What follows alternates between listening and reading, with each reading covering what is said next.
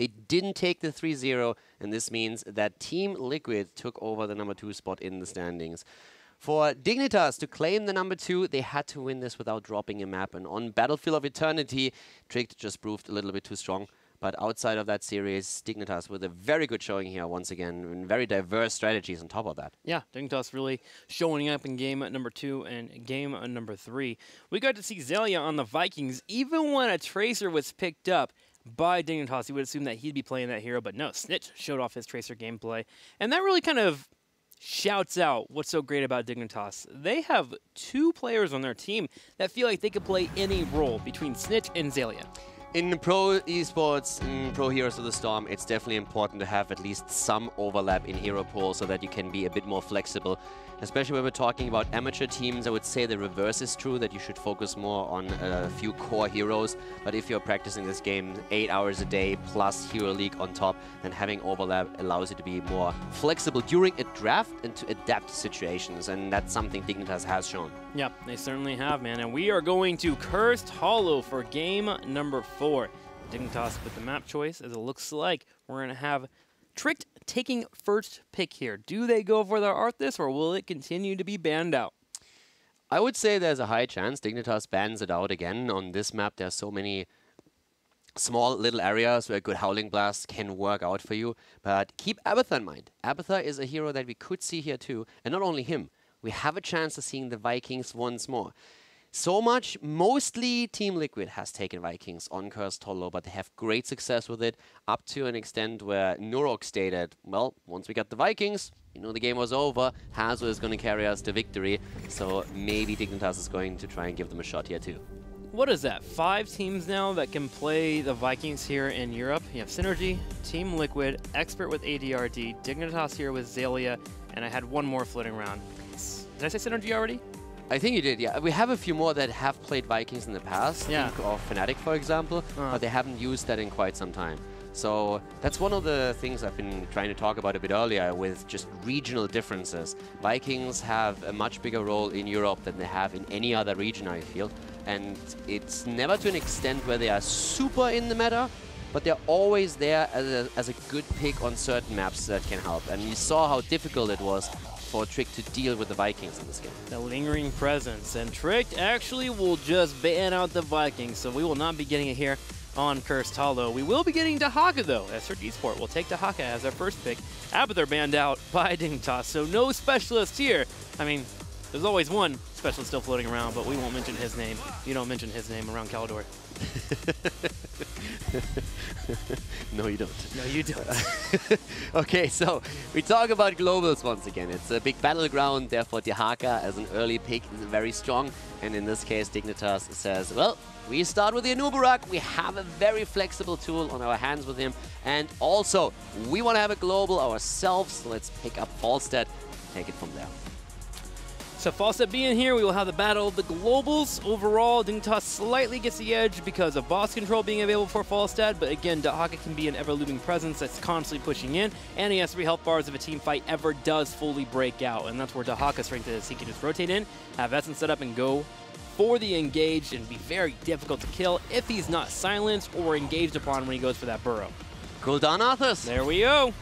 Immediately taken Arthas, Alex's boy, and then of course Gul'dan. Really important for Trick to not only pick not only pick Gul'dan, but also take it away from Mena. You don't want Mena on that particular hero, and then Arthas is just fantastic for Alex. It's going to help them a lot with all these battles. And one of the heroes that I could still see, maybe even banned, is Tyrael.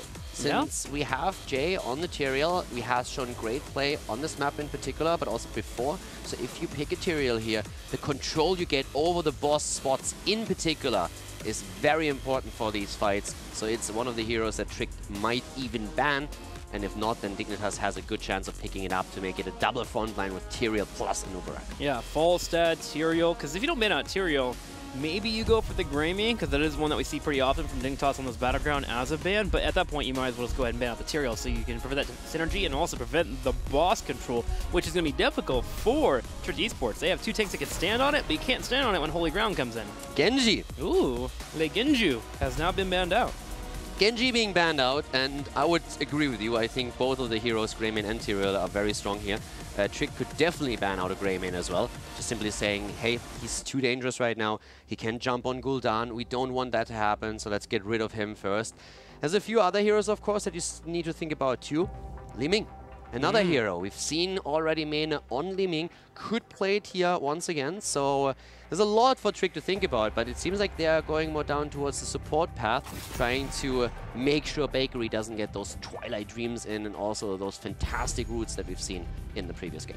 So it's going to be a Malfurion bed instead, as you just mentioned there. Going to be helpful for stopping that, or preventing Dahaka from being killed off, because that Twilight Dream can be really painful, especially if you're not able to use those 3 health bars I was talking about earlier. So Malfurion now banned out. Another mage, let's toss it out there, that we have seen from Dig on this battleground in particular, has been Chromie. Great for controlling around the boss shrine. Adorable Anomaly, when it comes line at 18, is great for boss control, and its strength is really great against Arthur, so we can poke him down. Now, Uther and Greymane will be the pickup for Dignitas, and we have Snitch, I presume, on that Greymane, as we saw him on his birthday weekend. Or Greymane. Or Greymane. There is always that possibility. We'll have to see here. Yeah, you're right, there is Falstad. Man, just their hero overlap is such a marvel to talk about. It's absolutely fantastic, since, as we said, it keeps you flexible. Varian, on the other hand, it's a really annoying setup that Trick Esports has. Arthas, Varian, and Dehaka. That's a lot of CCs you can chain if you play it correctly, and now they just need another strong support with this. But already, I mean, this is potential Lucio right away. You could use him to just be a bit more aggressive with the positioning here, having the speed for the engages, the disengages. Great setup for Trick, no doubt about it. How does Dignitas respond, though? That is the question. Already, they do have decent tools, though. They have Curse Bullet to deal with the Arthas. You can try and burn him down a little bit. You have Falstad for the disengage. You have Uther as well, if you really do want to isolate a target and get a kill. I'm assuming you're going to move into possibly another tank here so you can match wits with your opponents, or there's always a possibility to go Zagara and split push if you wanted to go full crazy. You could do that. I personally prefer a tank. You need a bit more frontline, I think, and Sonya fills that role, adds damage, but is also adding another health bar to the melee setup. So now Anubarak and Sonya at the front. Uther with the Divine Shield is a tool they can use to just keep those heroes alive once they get jumped. Because as we said, with a lot of CC available for Trick, you need, on the other hand, something that can keep the target alive once they chain that up. So if the heals are not enough, a Divine Shield might be the option. Or even just walking into the melee range and saying, hey, there's so many heroes in reach, Divine Storm is locking all of you down. Divine Storm being there, Sonya too. When she gets Wrath, suddenly the CC feels a little bit awkward to use on her. The drags, the taunts even, allow Greymane to be more efficient. He can go in for the kills if he isn't being hit by Arthas and his slowing damage, of course. So it's a really solid lineup here for Dignitas. But Trick Esport, if they can get on even footing or even a lead going to the late game, Triple Warrior can be a major pain to deal with. They become very robust and hard to kill, which means eventually they'll edge you out in a fight. And that is something that Team Tempest experienced today in the Korean realm, since they played against Raven, and Raven did exactly that. They played a triple warrior composition, a very strong one at that, very similar to what we're seeing here on the side of Team Trick Esports. And they had an Azebo in the backline. In this case, we have a Gul'dan in the backline. But if you get to that late game, that triple warrior can not only protect your backline, but it can also just do so much damage and provide a lot of CC. Well, it's time. Game number 4 here. We're going to Cursed Hollow. Team Dignitas hoping to end it with a 3-1, but Trick Esports wouldn't mind tying it up. And neither would I. I always love a good Game 5. Let's do it. Game 5 would be a treat for the audience, but Dignitas, they have, of course, other plans. It's the 4th game of the series, and Team Dignitas would like to make this a 3-1 victory. They need one more. Can they pull it off, though? To the left side of Cursed Hollow, we have Alex, the Pro G, on Arthas. We see Crosby on Gul'dan, Eternal on Dehaka, Gnappe on Lucio, and Ramabala on Varian. On the right side, in the red, currently leading in the series, Bakery will be playing Uther. We're going to be having JPL playing the Anubarak. Zalia will be on Sonya. Bakery, as mentioned, will be on Uther. We're going to have Mene on Falstad. And then last but not least, Snitch will be playing Greymane. Yeah, no Greymane today. This time Snitch just locked down the hero again. But yeah, as you said... Whoops-a-daisy, a Thurtle gets picked off here with the aggressive rotation from Dig. Yeah, they went straight to the vision tower and were able to get the kill here. That was a really cool move. I like that. Yeah, you don't see that every day.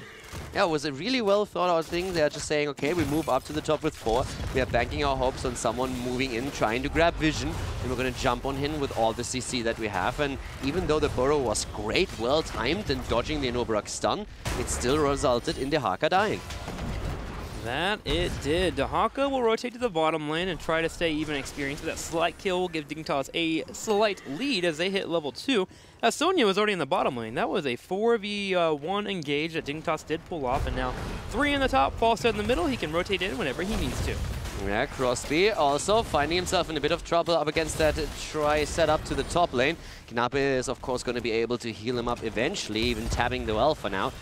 But yeah, this is going to be a game where Trick has to really rely on the strength of the Triple Warrior. It means also that once they engage into a fight, it's going to be a bit more difficult for them to disengage. Even though Lucio helps to mitigate that weakness to a certain extent, it's still going to be rough if Dignitas decides to follow and forces the issue. Watching Falstad here in the middle, as Alex Aprogi is fully zoning him out. And you can do this for a while, actually. On Arthas, Falstad just cannot take much damage coming your way, and Arthas can. Some experience being denied. And in terms of full rotations, it's a bit difficult for Dignitas to rotate down without bringing at least 2 people. So they're going to bring Uther and Greymane and start getting pressure here on the middle to help out with that Arthas, just pushing in his opponent. Arthas also has a much better stance against Falstad on the lane thanks to his level 1 talent going into block here. That helps him a lot against what Falstad provides. So the early game should be strong for him. Snitch now 2 minutes in as the mercenary camp spawn is going straight for the camp. Seems, at least for now, as if Trick would just simply abandon theirs. But Mene finds himself in quite some trouble, and he is lucky in that spot that Alex does not have any of his cooldowns online, or that could have even been a kill. It could have been. Falstad will head back home. Greymane will cover the lane for now. Grabbing that early Giants allows him to put pressure on the bottom, and the Altar will spawn in the top. Now, Trick Esport will have the Haka down the bottom to defend that, but there is a choice here for Dignitas to make. They can just delay out the top right and have Sonya push in with the Giants, which is actually pretty solid. Sonya does well in her lane, or bring all 5 members up to the top right tribute. And for now, it looks like they are making the play to bring Sonya in, and Falstad will match to Haka. Yeah, also a few talent adjustments here as we see Remaballer going for the channel. Uther went into the pursuit of justice, the movement speed, after the Hammer of Justice was used. So an interesting talent to have. Makes it a bit easier for him to keep up, and also, of course, to disengage if he has to. Yeah, he can get out of Arthas in the slow. Yep. Grabbing that talent there. So if Arthas comes in, he can bring a stun, get enough movement speed to get out of range of that E, and able to retreat. Now Bakery turns around. Oh, for nice. The fight. JPL will bring out the burrow charge. Trick Esport is delaying this well enough here, and Nape will start the channel. Falstad's trying to rotate in, but no delay being available. Trick Esport will take the first tribute. It was well played by Knappe in particular. He had a good positioning when he was started to use the boop, pushed them into the wall. It made it very difficult for the front line of Dignitas to stay there. They had to immediately move out since they got caught between a rock and a hard place. So job well done. Nobody falling in that particular engagement here, but now Trick having the first tribute. Teams are both grabbing level 7 abilities. And we have now also, as you can see, another set of mercenary camps taken, this time for Trick Esports. Counter, why do I feel like we keep saying that as of late when we watch Trick Esport? Wow, Nape played really well there. Wow, Nape did that great. Wow, Nape's a god. When did this become something? Nape is actually playing some fantastic games. I have to say at the same time, though, that he had a few games where he looked a bit weaker. So that's one of those things that a lot of players experience, that they are usually having very strong performance, but sometimes just have these off games. With Knappe, that happens quite rarely, but normally he is a huge pillar for the team, and he has so many great plays. The supports in Europe, we are blessed with good supports in Europe. You guys are, as the supports come in and kill another support. Bakery getting locked down there. Uther just could not retreat. The moment he tried to retreat with that movement speed, Nape came in, knocked him back into Arthas. European Heroes of the Storm is a bit like German soccer. We never had a problem with goalkeepers, and European teams usually never have a problem with supports. You're speaking about football again, right? I hate you. I just want to make sure. I hate you so much right now. It's called soccer. Nape grabs the tribute, and we're going to have a 2-0. It's not called soccer, it's football. I'm starting it's football. I'm starting You're to again. confused. I'm like, you said foosball. That feels good. You have me so brainwashed by now that it... Poor Caldor. Yeah. It's okay, man. They're getting to me, guys. Someone send help, please. Don't worry, you're going back home in a couple weeks. You can go back to the motherland and get it all back in here, but I got you. It's called football. I got you. We're good. You got to make sure you get the accent in there. Ball. No. All right. 9-1 as our teams head to level 10, and Tricky Esport is actually a really good spot so far. The only thing that Dignitas has done a little bit better here is it's gotten more pressure on the fort in the bottom left. It's down to about half health for the moment, but with 10s hitting here, Tricky Esport is entertaining the idea. In fact, they're flirting with it of maybe starting a boss. For the love of God, please no. They did it so many times, and it backfired against them. I feel personally as if 8 out of 10 times they go for the boss at level 10, try to force it, and all of a sudden they're with the back to the wall.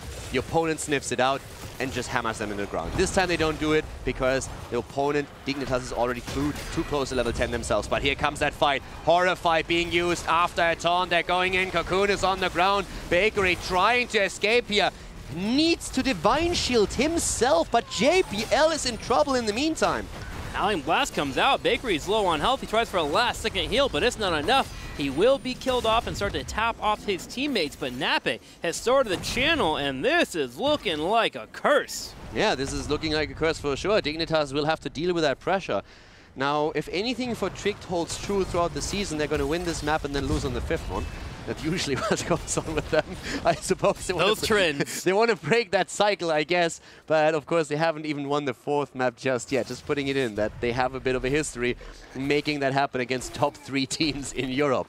But as of now, in this 4th game, it looks good for them. The curse, the kills they got, now they have to, of course, get some value out of that curse. How much can they capitalize on it? How many structures are going to fall here? Falls at the top, is barely saving that fort, but it's going to fall very soon. Down to the bot lane, we have the Hakan here in the middle. Even a go for JPL trying to take the Beetle down. Well, they will get the fort at least, and they have soaked 3 waves here. Dahaka soaking the bottom, now getting a 4th wave. It's going to help out in the experience as they move towards level 12. They will start to burn down this turret, and honestly, Tricked Esport can make an aggressive play. Oh, they are making an aggressive play. They're pushing in. They're looking for Zalia. Can he Hearthstone quick enough? Oh, just barely getting out.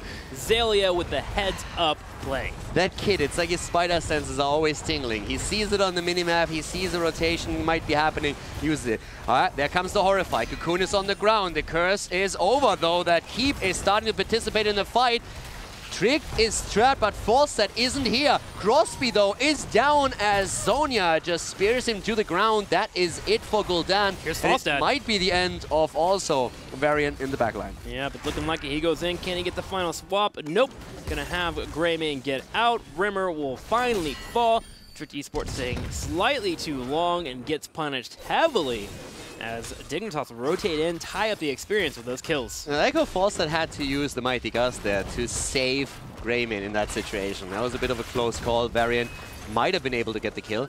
But Tricked losing not only Gul'dan, also Variant in this spot now had a problem at that bot lane. And that resulted in them losing their fort. So even though they cursed Dignitas, it's Dignitas who's ahead in experience. And Dignitas, with having a Greymane on the map here, can go for a boss play, and they do. They move to the top right corner, and they'll start to burn it down. Now, Trick Esport, realizing that Mighty Gust is down and the opponent's having Greymane, assume that with 4 members missing on the map, they're doing their boss. So Trick Esport will do their own here on the bottom left while Dahaka pushes in. Yeah, Dahaka is starting to apply more pressure towards the fort. Boss is going to be taken. Now, there's, of course, this big difference that the bot lane boss is going to get a bit more value for Trick, simply because they have the fort already, well, not completely destroyed, but the Haka is probably going to provide that soon. And up at the top lane, the boss has to go through a fort itself. So Trick can play around it. Now Roji rotating in. Looks scary for a second there, but the Haka's going to push in. And you mentioned Trick can play around this strategy, but Dignitas can as well. They're going to go ahead and float to the middle and make sure that Trick does not rotate up towards our Falstad, and Mane will take the opportunity to push in this fort and get it easily. Now it's all about keep walls. Can these bosses get on top of them and be aggressive? Yeah, I like that Trick doesn't want to go into the mid. I feel like Trick had a few possible moves here. They could have pushed with the boss at the bot lane. Could have taken the fight in between the bottom and the top. They didn't. Or they could have taken the safe path towards the left and defend their own keep. And they were very hesitant in the mid lane, pushing that out instead. Now they're joining up with the boss here, threatening Sonya slightly. But they completely ignore the boss at the top. Dignitas now uses the chance to move through the mid lane, and the tribute goes to Trick. But I feel Dignitas got the better trade in this case. Well, Esport's trying to make their own trade, though, as they go in and they grab Snitch here on Greymane. Sonya defending the boss in the bottom right corner is going to continue to stay there. Dignitas is all about the engage right now. They're hoping to get away. Snitch is going to be able to knock Alex the Prodigy off the mount, while Bakery is being chased down by Lucio and the rest of the crew. Yeah, Bakery is trying to get away here. He might be able to pull it off, actually. Here comes the stun. Keep the movement speed in mind, but the rest of the team joins in, and now they take it down. Look at Mane, though. Yeah, he didn't care. He was just in the back. He's saying, dude, I don't really care about this. I'm going to get the keep. Yeah, if you fall, you fall. Whatever. I'm going to be on the structure, and I'm going to make sure we're going to get some value here. Yep, Trick not getting those kills right away will be punished heavily, as Mane is going to go ahead and all in this keep. Did he use so much mana that he doesn't have his E available? It looks like it. He baits out the tongue, though, with the fly, and he's going to get away. I would have loved it even more if he just flies through the tribute, channels it through immediately. So, yeah, it was pretty well played by Mane, but Dignitas in particular I want to compliment on the play here, because the boss itself was better for Tricked, but Dignitas got way more of their boss. They got a keep, and they got a fort. They got both. And Nuburak is falling, so Dignitas will probably have to give up another tribute here. But overall, they are making great plays. And can always argue a little bit if Dignitas basically architectured that by having such a great position between the middle and the top lane that made it impossible for Trick to rotate top, or if Trick screwed themselves a bit on that move just because they were too hesitant, not pushing with their own boss and not really committing to the defense up at the top lane. So at the end of the day, they end up being a keep down, and that comes from them having an advantageous position. So it's a huge setback for them. Great play by Dignitas and a bit too hesitant by Trick. Bit of a setback overall, but there is good news for Esport. They got 2 tributes, so one more does equal a curse, and hopefully they can play this next round here to get their own keep going for their opponents so they can kind of trade out on those keeps. But Dignitas now ahead in experience and pressure, as they're going to have catapults on the top, which Dahaka will have to deal with consistently, and it also gets them closer to level 20 if they soak correctly for the next 3 levels. Looking over to Trick, they're sitting in the bottom here. They're floating around, looking for some maybe pickups on Falstad, not really revealing themselves, in fact being between 2 minion waves. I like the way Dick moves on the map a lot more than we're seeing from Trick now. It's cool that they have the thought process of setting up a few traps, but I don't really believe that they are in positions that actually force those. And Dignitas doesn't fall for it. They have very safe movements on the map. They are having no visions. They're really playing a lot around where they suspect their opponents to be. Now we could see a potential curse again for Trick. It all comes down to this particular tribute, and Alex is already halfway through the channel. JPL is walking forward, though, working on the auto attack. We're going to have Alex Pudgy go in. There's going to be a drag on the left side here. We connect, and instantly Anubrak gets burned down. Uther also being hit with a drag here. The Divine Shield came out just in time, so Snitch doesn't go for the kill, but Crosby is dancing, and he's surviving. Finally will fall, but Zalia as well, low on health. Just Zalia is spinning to win, but now he's in trouble. The taunt hits him, and it hits him hard. Trying to spin again, gets some HP back, but Arthas is on him. No way for Sonya to move out of this one. Snitch himself might also be in trouble as Knappe is going in deep. There's the curse, so this keep is not even going to help him. And Alex with a quick death call takes him down. Great play by Trick. An amazing team fight. Can they core? I don't think they can. They do not have Gul'dan, and we have 7 seconds until Anubarak is back, but they will get the keep for sure.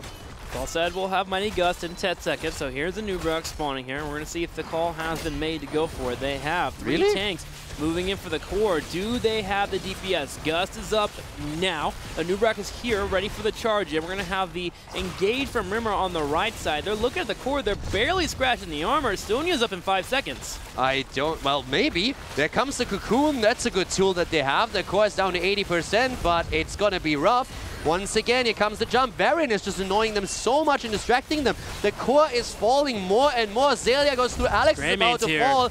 Arthurs is all dead, and this is 24%. But Grayman, as you said, he's back. This is so close. It's close. Lucio, the last one here. We're going to Ontex Rimmer with the parry. Gul'dan, Can't Gul'dan, get it. Gul'dan, You see the Gul'dan Gul'dan. comes in and he gets the kill with the last Fell Flame, and he stands there with victorious claws out. We have a tied series as we'll be going to game number 5. This was fantastic. We have everyone dying. It's 1% in the core. He's and then like, scumbag Gul'dan